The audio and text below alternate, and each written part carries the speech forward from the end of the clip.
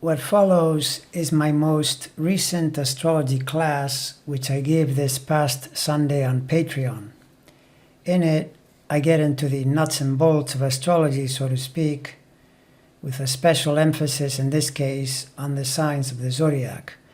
I didn't cover everything about the signs because the subject is very deep and there are many more ways to explain how they work. So, for example, a separate entire class can be devoted to how the current planetary positions in the sky are affecting the various signs. But what I spoke about here can nonetheless be quite interesting to those who love to learn astrology. On that note, if you yourself would like to learn more about the art and science of the planets and stars, I encourage you to join my Patreon service because you are going to find a whole lot of astrology in there. In my Patreon archive, currently there are 25 plus hours of classes on video that you can watch whenever you want, and to that you can add the 1-hour class that I do each week as well, which you can attend live or watch later. Also, you are only committing on a month-to-month basis, so if you don't like the return you're getting, you simply unsubscribe anytime. In my classes, I cover everything from the mechanics of astrology to charts of current events or currently impactful personalities. And now, my next endeavor will be to do classes on how you can learn to use the knowledge of planetary forces to better express your human energies in a way that connects you to happiness and prosperity, which to my understanding is far and away the most useful aspect of astrological knowledge. To begin with, you look at what I consider to be the starting point of the zodiac, which would be Aries. Some people propose other arrangements, such as, for example, you could say that the beginning of Capricorn could be the beginning, since that is when you start to get increasing daylight, which is what happens at, the December 21st, at the 0 Capricorn point, the winter solstice. Light starts to increase, excuse me, but at 0 Aries, you have equal light and dark, so to speak, and light continues to increase, but it does so from the balance point. That's why it's called an equinox. It's equivalent. And at the 0 Cancer point, you then get maximum daylight. And at the equinox in the fall, you get another equal point once again. But whereas at the spring point, light is increasing as it goes in this direction toward Cancer, in Libra, it's decreasing. It's becoming more and more dark, so to speak, until at 0 Capricorn, you reach maximum darkness, and then it starts to gain light again. So the main reason, to my mind, this is the most natural zodiac with Aries as the first sign is because you get hints of this when you look at aspects. For example, the quincunx, you've heard me mention the inconjunct, the 150, which Aries makes to Virgo and to Scorpio, thereby establishing the health nature of that aspect. And in Virgo, you find it in 6, counting from Aries as the sign of health. Scorpio is the sign of death, counting from Aries. So, and it's pretty obvious to me as well that the idea of Aries fits the idea of the so-called natural personality versus Capricorn being, for example, the sign of government, or Cancer being the sign of the home. But now, if you want to get into it as a topic where you're exploring the deepest qualities of self, then you would say that in Aries, you find cardinal fire and most especially the energy principle. Now, it's not the only energy principle, because if you were going to say, well, what is the purest energy principle, then you would probably point to the sun. But nevertheless, Mars in that sense, it's kind of in the same group as the sun. It's very much an energy principle as well as an action principle. And the reason why action is because it's cardinal, and cardinal starts things, takes action. You then see that with Aries, this becomes one of the jokes that you might hear about Aries, that they like starting things but not necessarily finishing them because it's a kind of extreme cardinality. It's also a youthful, impulsive energy, because that's what it is. Aries is the impulse to act. And to my mind, though, even if you say, well, this person is acting, taking action, and then they don't finish things, it's still good because eventually it shakes out and they find the actions that work for them. And so the principle is actually very powerful. And all the other signs can benefit from tuning into their own Aries energy. And basically it's the idea, jump in, do something, get started. That's the sign of spring. That's what Aries signifies. And then the notion that energy is extremely important. If you don't have energy, how will you take action? It's unlikely to happen. You could also assign the whole idea of life force to this sign as well.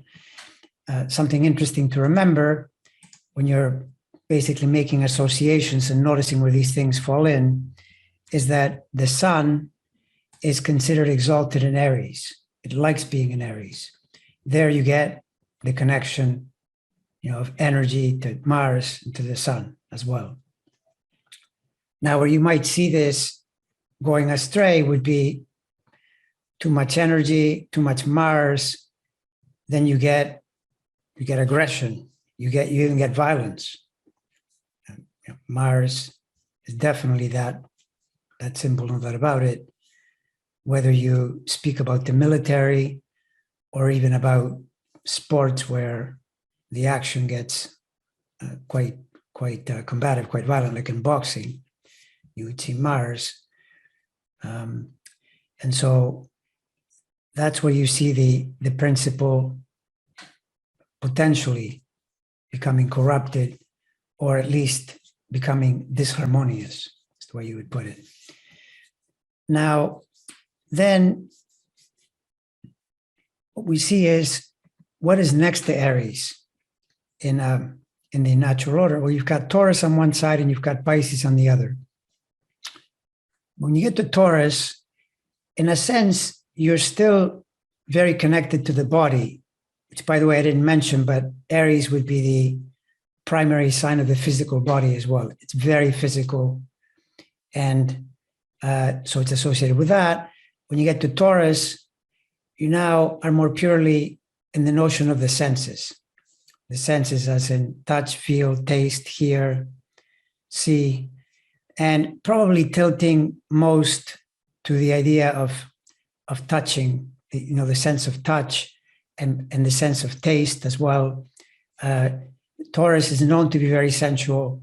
And one of the things that I've observed, for example, is that people with Taurus connected in any way to their work, career, to their sense of what they like, will move into occupations where the tactile aspect is strong, like massage therapy, for example, is something that you would see there. But, if you wanted to potentially, again, tune into the joke side, would be that a Taurus person might, for instance, in conversation, touch the other person, in order to establish a connection, which of course some signs aren't going to like, but the Taurus will feel good. And you have to be careful that not every Taurus will do this. It could just be a person with, maybe multiple planets in Taurus, or even an important planet in Taurus. So when I'm speaking of the signs, it is primarily the sun sign, but it applies to other planets as well. And now, where In the first sign, you're talking about primarily about energy. By the time you get into Taurus, you're talking about notions of security, of a kind of settledness, a kind of ease.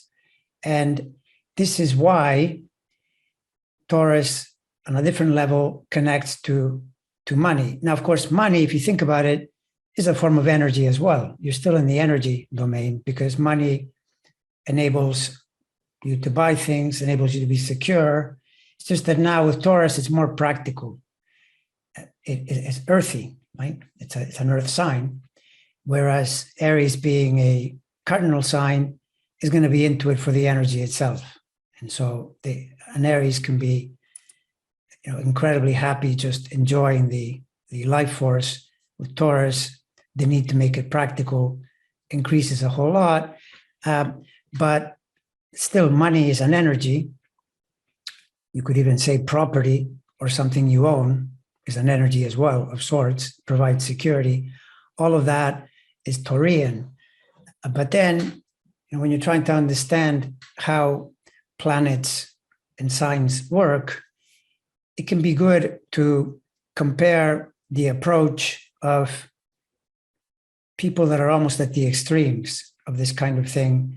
And so, for example, when you talk Taurus, you would say someone like Bernie Madoff, who, created this pyramid scheme designed to make himself a lot of money. His impulse was to, be secure, and of course, then it drifts into other things. But the initial impulse is the security of money, and yet it's also the place where it said that the Buddha was a Taurus.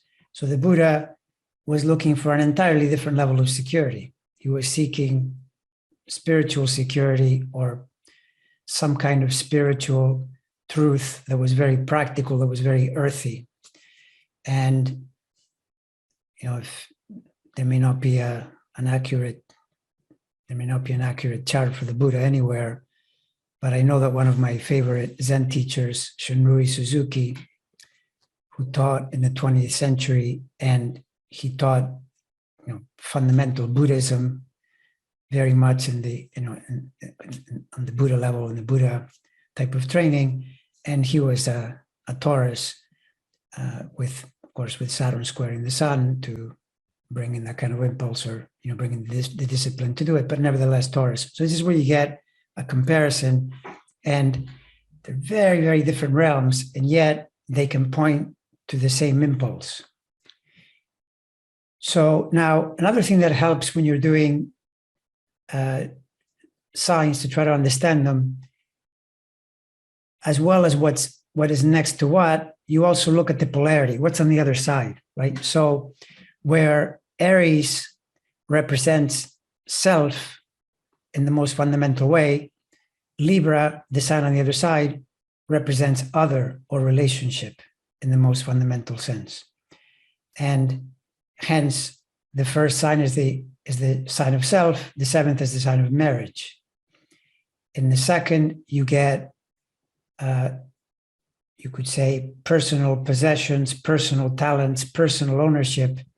In the eighth, you get the same thing, but in the area of relationship. So shared energies, shared money, shared anything. And so then you would have, in the second, it's the pure sign of money, but the second tends to be best associated to money that is, for example, property or something that is tangible, that is owned, but that is not necessarily liquid. For liquidity, you go to Scorpio. And this is where, for example, if you're trying to understand money and markets, you would say actual money as property is in the second, but to make it liquid, you go to Scorpio. And you would also say that investment is in Scorpio, because investment is in a sense, it's in something else or in someone else. But all of that is still money. And then you get the idea of even of the notion of animals associated with these signs, you get the idea of the bull is in Taurus, bull or cow, a sense of that. It's a symbol for life. Certainly in the Hindu tradition, they very much associated with that, consider it sacred as a symbol of life. And then in Scorpio, aside from the fact that you get reptiles in that area, you also get bears, right? So hence a bull market, which is the idea of buying, that's Taurus. A bear market is Scorpio, the idea of selling. And you could also associate it that way as well. Taurus is buying, Scorpio is selling. But of course, you can't let that confuse you, because if you aren't able to keep two different thoughts or two opposite thoughts in your mind at the same time, then you might think, well, Taurus is only ever buying and never selling, and Scorpio is only ever selling and not buying. And it doesn't work that way either. This is just a way to realize what the archetypes describe, broadly speaking, so you can understand them better. So in this area here, as I say, you're in the self. In fact, the whole quadrant, Aries, Taurus, Gemini, is the most self-like, the most individuated, you could say. And this quadrant here, Libra, Scorpio, Sagittarius, is the most relational. And this is something you can take to the bank, in that I can attest from my own life, planets transiting through these signs, particularly Saturn, in its 30-year cycle, Saturn transiting through the first quadrant is the most self-involved or most self-exploratory period, whereas transiting through the third quadrant, the opposite quadrant to the first, is very much about relating and sorting through the problems of relating, the joys of relating, the ups and downs, all of that, right? Now, when you get into here, I'm going to backtrack a little bit, because I said what is next to the signs is really important. And so before I go in this direction to Gemini, I'm going to go the other way and point to Pisces being next to Aries on the other side, and Virgo being next to Libra over here. And in Pisces, you get a whole lot of things, but one of the things that is most critical, and this could be assigned to Virgo as well, where Aries is a place of action, of movement, of starting something, of getting out there, hence the sign of spring.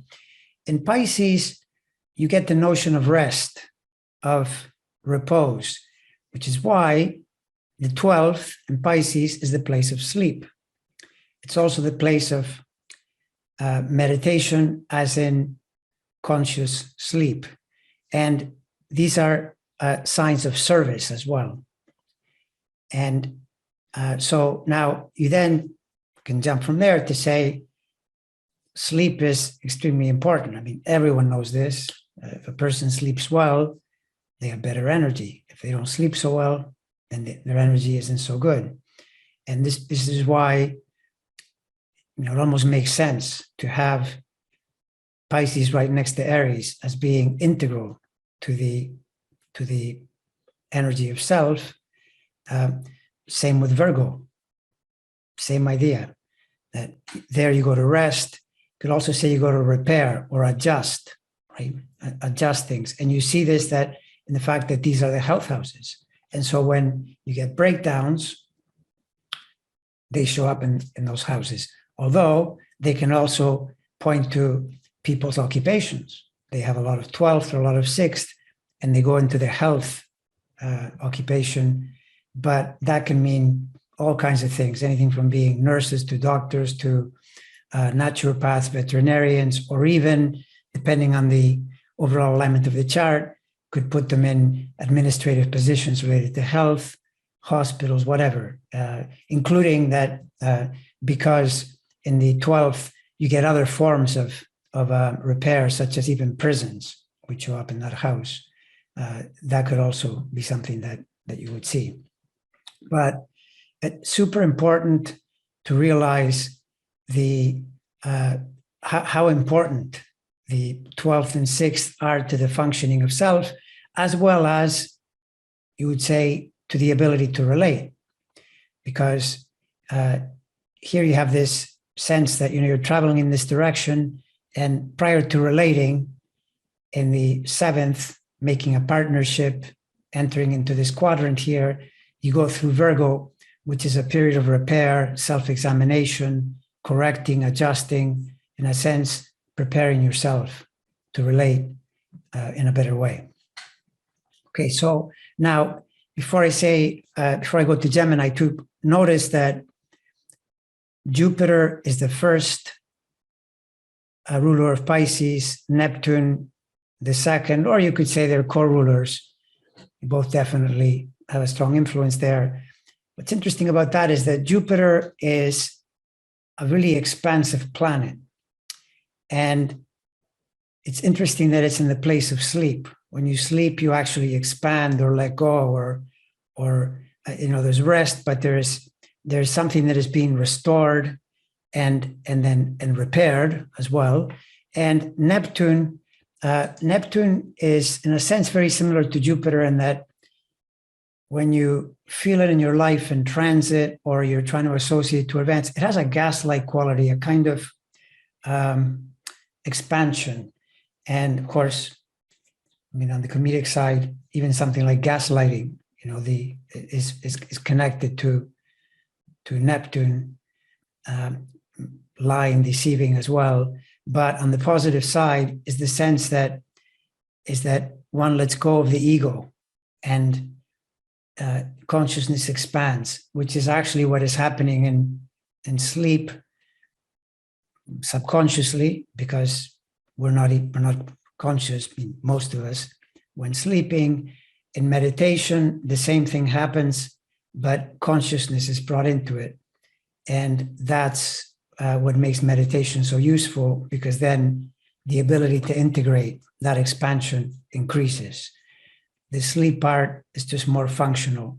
You do it every day, you repair, and then you resume. So then now, if you go to Gemini,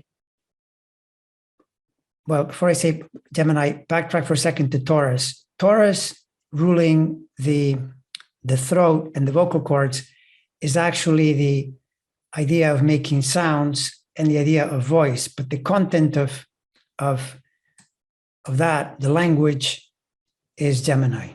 And then you get into the mind realm, you get into the idea of concepts, and you get into the idea of data and information and brain. And notice that where Taurus is fixed earth, Gemini is air, and it's mutable air. So most importantly, air around it being a mind sign. In fact, this axis here is an axis of mind and information. The idea being Mercury is the idea of the facts, the data, the letters, the phrases, the mechanics of everything you're doing in your mind. And then when you put it together to form a philosophy, a bigger picture, a paradigm, a teaching, that would be in the realm of Sagittarius, of Jupiter. So clearly, if you get your facts wrong, then that's the kind of panorama, or rather paradigm, that you'll create, which wouldn't be a good thing. Now, one way to understand this, when referring to a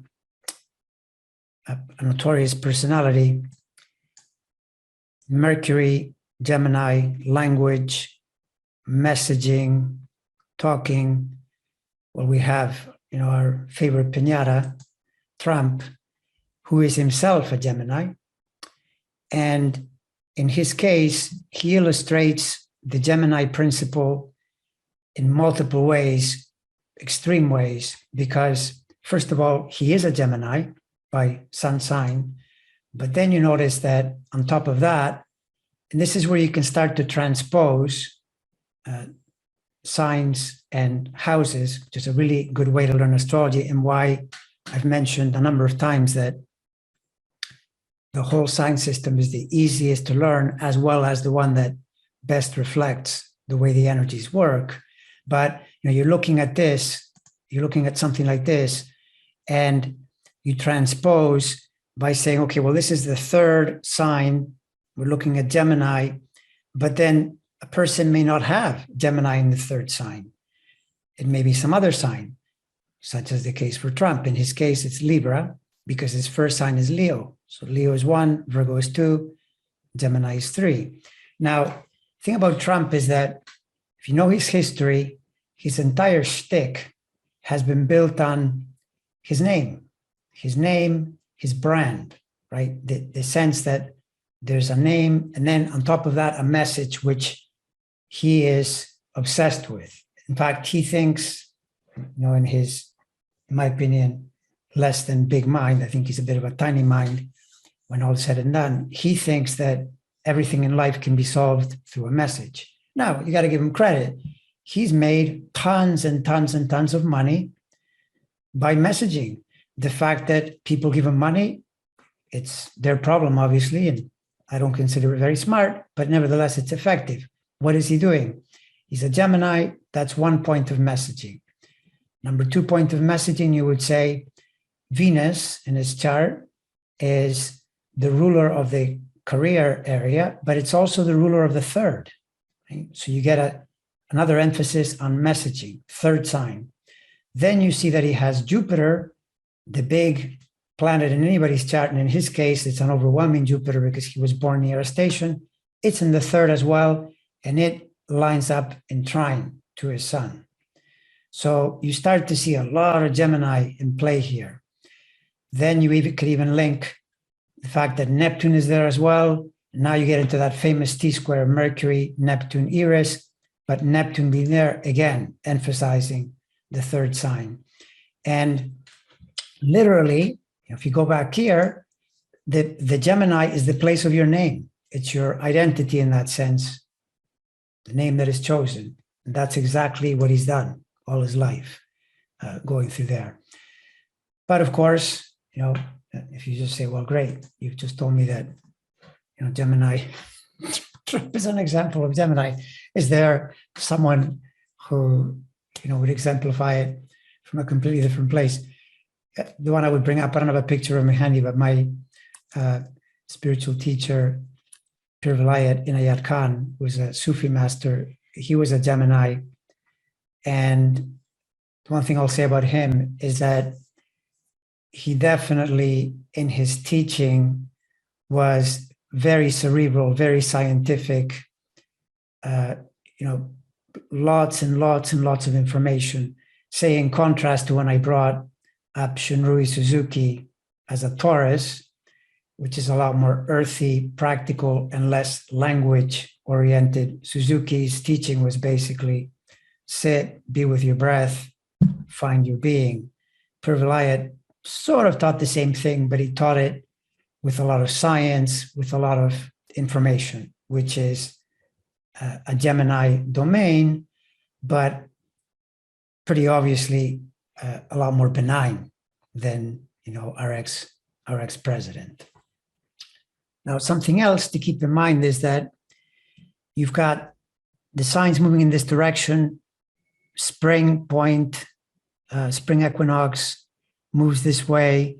And as you move toward the point of highest or greatest light, which is the summer solstice, you've got the peak of Gemini and the beginning of Cancer.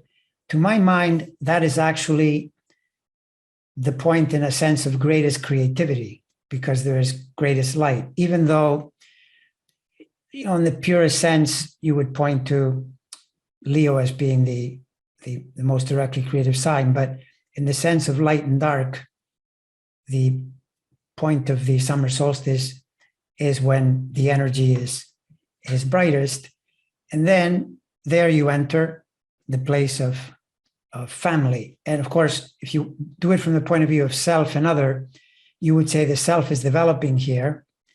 And then it connects to other in this hemisphere, the Cancer, Leo, Virgo, Libra, Scorpio, Sagittarius. That's broadly speaking the hemisphere of other, where this side is the hemisphere of self: Capricorn, Aquarius, Pisces, Aries, Taurus, Gemini. So here you find family, and you also find the mother. But to my mind, something really important about this area here of Gemini and Cancer.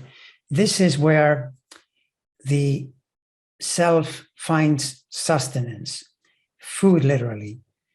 To me, the most direct connection of the moon in Cancer is to food. And in a sense, it makes sense. You've got this symbol that is receptive, and of course, you might think, well, it's been made up. Look, it's just an open symbol. No, it's actually true. You'll notice if you study enough astrology, Cancer will show up as people that are concerned about food, and so they go into the restaurant business or do something along those lines in some other way. But food is the dominant theme. It's also the idea that it's literally the breast in the body, and it's the first food that we have as little babies. However, it's not entirely the first food, in that the first food is actually breath, because you're born on a first breath, which, by the way, people sometimes ask, well, when does it count, for your chart? I sometimes see comments on my channel where they'll say, I'm not sure how to count because I would have been born due to this or that or the other thing at a different time, or what if it was cesarean? The answer to that question is, when you took your first breath, it doesn't matter what the circumstances were. The only factor that points to you as a discrete entity, coming into the earth plane, is the first breath. First breath is your first intake of sustenance. And so breath is the first food. And what is the second food? The second food is water, which is why Cancer is water, and so is the moon. The idea is that you take in food, which you masticate, you create a liquid, which then provides sustenance to your body. But it's not the first food. The first food is breath. But nevertheless, at this point here, at the summer solstice, both of those are in play simultaneously, so to speak, as the place where you find nutrition. But this is why I'm so fond of doing things to stimulate the breath energy in my body, both through aerobic exercise and through yoga breathing, because it is so empowering to the body through the pure sustenance of it. And then the question of food here, well, it's obviously really important. I mean, you could say that in the human realm, it's one of the most important things. You could say that in any realm, it's a super important thing. All the animals that live on Earth, including even the plants, although they do it more through a different process, but food is super important. And then then we get into the idea of family, and most people would say, well, yeah, that sounds pretty important as well. Definitely is. Same domain. And if you want to go a little bit off to the side and say, well, what about the fact that also is the place of your home? Sure, that's also true. So, for example, just checking back in on the Orange Menace quickly, notice that, what else do you know about this guy? His main career, where he basically, what he tied his name to, is real estate endeavors. And it's because the Venus ruling the 10th, and it's in Cancer, the sign of the home. He didn't go into food. Well, he sort of did. He tried some things like steaks and things like that, all things that didn't work. But the main thing he's known for is putting his name on buildings, putting his name on real estate enterprises. That's from the Venus in Cancer, right? So now, returning here, we go to the next, or rather, before I move to Leo, we're in the relationship domain, but look at the polarity as well. Cancer, the polarity is Capricorn. So home, this would be the most private part of the self. and this is the most public: home and family, career and occupation. Right? Now, it's interesting to note that the US is a Cancer country. The US has the Sun, Jupiter, Mercury, Jupiter, and Venus, a lot of Cancer, which is one of the reasons why, for example, privacy concerns are so important in this country. It's also the idea of the American dream is to own a home, and picket fence mentality. You draw a perimeter around yourself, and then this is what you own.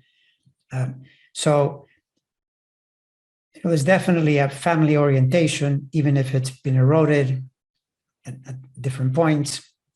But most importantly, the notion of privacy, which to my mind is one of the reasons why these attempts that Republicans are making to basically erode matters of privacy, in my opinion, are doomed to fail because of the way the U.S. is, on account of being a Cancer. But in the purest sense, this is the private domain, obviously, your home, where you live and so on. And here, it's the public domain. And you could also look at it from a different vantage point and say, this is where you take in food, which is liquid, originally breast milk, later masticated food. And it's what gives rise to the structure of your body, which is Capricorn and Saturn, which is literally your bones at the densest level. But the body writ large is the idea of what is created through the food that you eat. And then you could say, well, the foundation of your life, your habits, which are very lunar, the things that you do day to day, they will eventually lead to your place in the world as well, to what you manifest outside. Now, in a sense, you see what's happening here is the moon is being balanced by Saturn, and so is the next sign, the sun, also balanced by Saturn, with Uranus in there as well, but primarily first Saturn. When you get into the fifth, there you get into creativity and the idea of reproduction through children. It's the most obvious place of creativity, through the fact that the sun is there, through the fact that it's the place of children. And interestingly, it's also a place where you have fun and you enjoy and you play. Literally, it's the house of play. And of course, if a person can figure out how to express this house in their life as much as possible, they're going to have more fun. It's that simple. This is where, for example, someone can turn this into their career. It makes their life a lot more interesting and joyous because they've deployed the fifth. It's why in the Vedic system, they revere the fifth sign. They like the ninth a lot as well, but they really like the fifth as being a super important house. Now, to say this would be sun as pure creativity, but then it works in a polarity with Saturn because, strictly speaking, you always need Saturn to give form to anything. Saturn rules form. As soon as you know that a planet rules bones and teeth, you know that it's involved in form. In fact, anything you see that has material existence, definition, right? It becomes Saturnian. So a house, a car, any object literally is Saturnian, in that you've created a structure that has tangible existence. It's not tangible forever, but it's tangible for a time. So if the sun is important for creativity, so is Saturn. You could even argue that Saturn might even be more important in that you really want to get it working for you, because it being a form type of energy, it's also a reducing, contracting, coalescing, focusing type of energy. And psychologically, that can become difficult if it's not working well. That's where people lapse into, depression, a sense of being restricted, This is where Saturn is not working well and running amok. But the other way to understand this too is here you have personal creativity, here you have social creativity. So where the fifth would be, for example, a person's joy in some hobby they have or some type of whatever it is, painting, playing instruments, sports, something very joyous on that level. In the 11th, you get what I would call social creativity, or your connections to society, your connections to the group, your ability to circulate in society. But of course, think of someone who, for example, might be playing in a sport from this fifth house, but if they're on a team, the team is the 11th. There are multiple people working in a group to do something, same axis. Now, if you want to be very get to the root, very essential, you'd say something like the sun is the ruler of the heart, very literally. It's the heart energy. If you exercise your heart, if you get it to circulate blood, then then Aquarius manifests that improved circulation, which on the outer level would be social circulation. You're circulating out there and making things happen, making gains and so forth in society. But in the body, it would be the idea that you're circulating blood to the periphery. There's better venal flow. You could almost say Aquarius, you could assign as the ruler of capillaries, the really fine veins, which if they're getting good blood circulation, you'll feel better. And when you feel better, you're able to create. And when you're able to create, you're able to enjoy and succeed. Right? So that's a way to understand that polarity. But then, of course, you can, once you're in Leo, you could say something like, okay, well, that's the sun. I mean, the sun is such a big influence. If you look at the chart as being a map of the solar system, which is what it is, then there's a tendency to think, well, okay, there are all these planets and they're all approximately equal. And this, by the way, is one of my complaints about the Vedic system, because they tend to assign, in a lot of cases, more importance to the moon. And I completely disagree with that. I think the sun is far and away the most important symbol. It's an actual, energy in space that is overwhelmingly dominant in the solar system. I have this diagram here where, first of all, you see how the sun relative to the other planets is enormously bigger.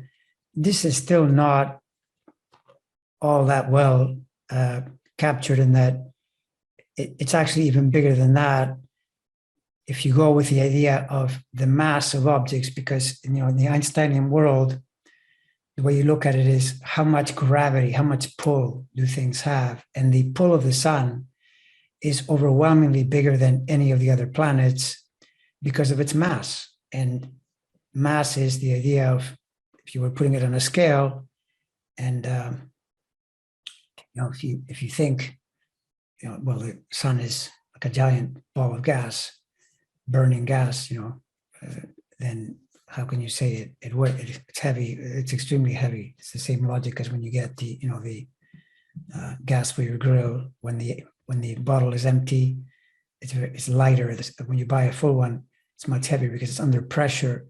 And when something is under pressure, there's a lot of gas, it can weigh an enormous amount. But it turns out that it's 99.86% of the mass of the solar system. So in dollar terms, it leaves 14 cents for all these other planets. And then Jupiter and Saturn take up most of the 14 cents. So bottom line, though, the sun is huge. I know that if you then compare it to other suns, it's pretty tiny. That's a separate story. They're all light sources. They're all responsible for the energy of that system, right? The energy, the source, the most powerful point. So when looking at this, you would say the sun is the most likely place for the deepest self, the source of self, the source of creativity. But then you'd have to say, well, what is that? Like, how does that work? Well, it's not going to be food, and it's not going to be mind, and it's not even maybe going to be the senses. It's something that, in some sense, uses all those things as tools or as assets, but it transcends all of that. And this is where you would assign it the place of pure being, and the notion that experiencing that in some sense, especially if one can on some kind of regular basis, is very, very useful toward both enjoyment as well as, realization, wisdom, all of those things. So, for example, one way to relate to that would be to relate to the notion that a lot of people struggle with if they attempt to find themselves outside their thoughts and emotions, right? Which would be best described in the astrology through the place of Gemini and Cancer, Mercury, Moon, and the sun would be that which is able to realize that it notices those feelings and those thoughts, but is not those feelings or thoughts. It's the part that actually notices. Hence, you would call it a kind of pure awareness. Even if in some other context, you might point to Mercury, Jupiter, bringing in factors of awareness. The purest sense is going to be the sun, and then you would associate that with Leo, right? But now then you can begin to explore where the energy could become corrupted. So if the sun is strong, you would have a really strong sense of self, therefore a strong sense of confidence. But if it goes astray, then you get arrogance, and you get hyperbole, and you get excessive sun, basically. Which, back again to this guy, what he's doing is he does it with Leo on the ascendant. The ascendant, remember, is the jacket you wear, the filter you put everything through, what people first notice about you, the facade, right? The front. His front is Leo. So what does he do? Big energy, too much sun, excessive sun. Of course, it's because he's got Mars there and so forth. There are other factors, but nevertheless, it's that Leo energy running amok. And, you could backtrack here with any sign. We said Aries, you get energy, you get direct action. You could also get aggression on the downside.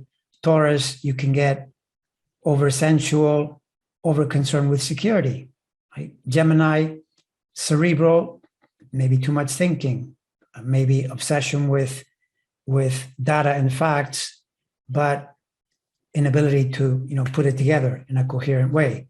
With Cancer, you can get food is one for sure. Food could become a huge problem for a person with Cancer energy, but also you can see how if someone has notions of privacy and what their domain is, they could also allow that to become, or rather let that become a huge problem if they misconstrue it. And then when you get into the Virgo realm, because you're back at Mercury and because you're in the health area, this is why Virgos, on the fun side, let's call it that, have been associated with hypochondria, because they're very aware of their health through the fact that in the body, you're in the intestinal area where food, which is taken in Cancer, then is digested and assimilated in Virgo. So then you get that kind of mentality. But it's a earthy sign, and will often, just like Taurus, show up in earthy pursuits like agriculture, for example, gardening, planting things. It's very Virgoan as well as Taurian from the earth element. Not so much in Capricorn, I've noticed. It tends to show up more in these two earth signs. One thing that perhaps could be expanded on would be, having said that the sun is the most pure place of self, and therefore Leo, there's a sense in which you could say, okay, well, the sun is the source, Leo is the source, but there's a sense in which, and this perhaps here I would at least somewhat agree with the Vedic system, you can throw in that the moon is closer, obviously, it's next to the earth.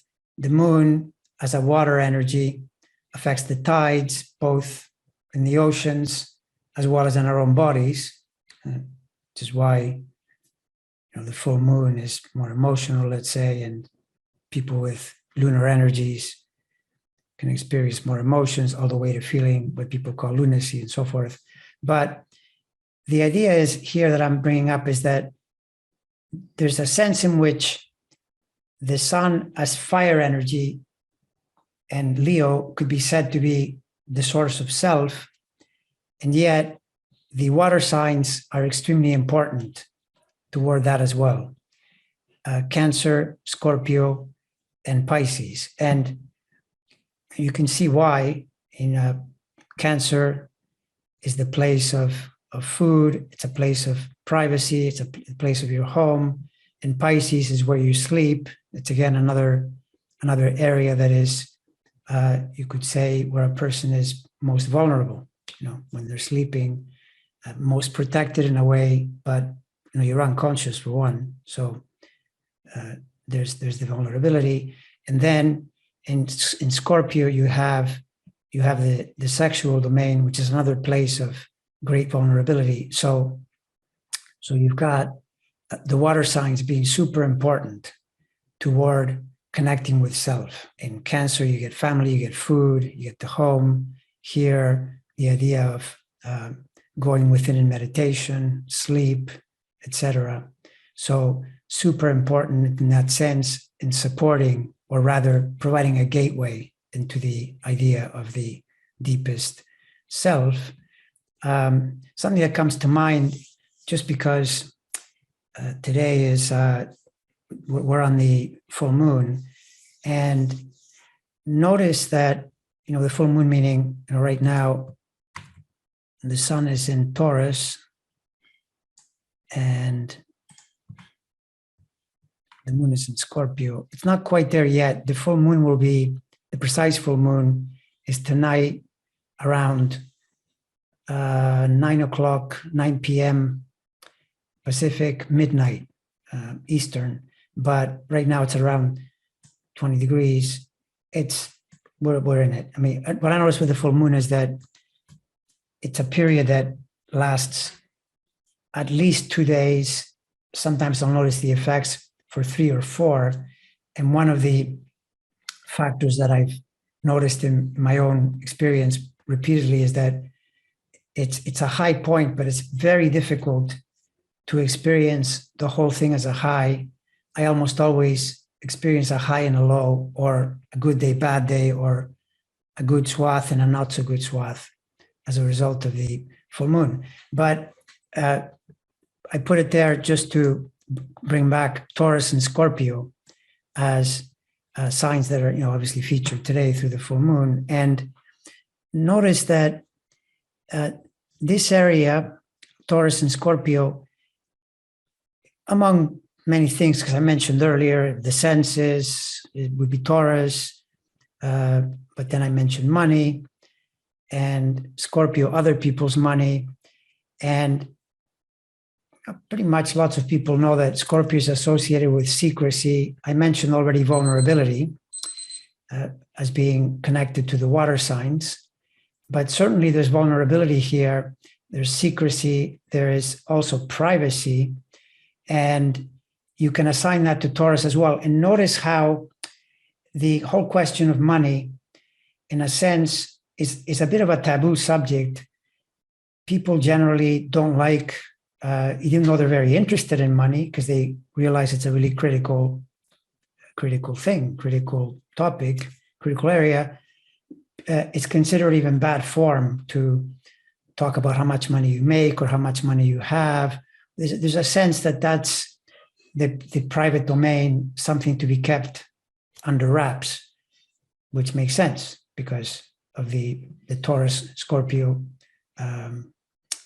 polarity, including you can bring in sex as well, being a topic that once again is for the most part taboo. Then you could bring in death, which is another area that Scorpio rules. So you see how these things pop up in signs in different ways. And to my understanding, the way to really progress in astrology is to